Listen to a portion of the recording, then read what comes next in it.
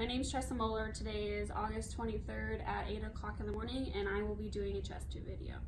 So before inserting the chest tube, I would explain what the chest tube is for and the importance of the chest tube to the patient and the family. So in this instance, I'm going to say the patient was in a car accident and is having internal bleeding into the pleural space. I'd explain that the chest tube would be inserted into the pleural space, which is between the lung and the chest cavity.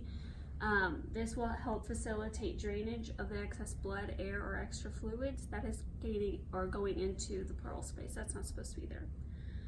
So once that is explained and I don't have any further questions, I'm going to explain the chest tube to them.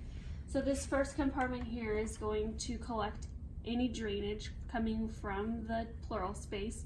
So at every shift, the nurse is going to draw a line and document how much fluid is coming out of the pleural space.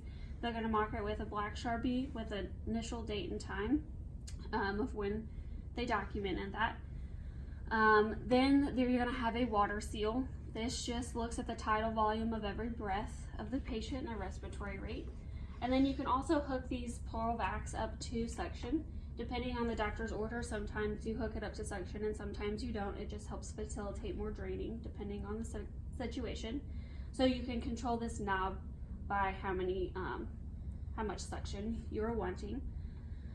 So now that all this chest tube is explained, I would also explain that it is important not to knock this over because you need accurate readings, and once you knock it over, it goes everywhere. It doesn't stay in each compartment.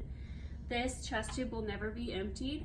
It's always gonna keep filling up until it is full, and then we would change the whole system.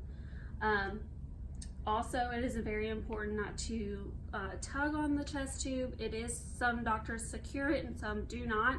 So it is important not to put too much tension on that chest tube. Do not clamp the chest tube,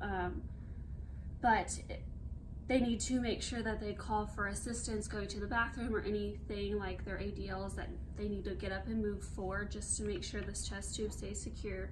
They also need to call if they are experiencing any short of breath or any pain associated with the chest tube. But other than that, they just need to make sure that it's very careful, very secure with the chest tube.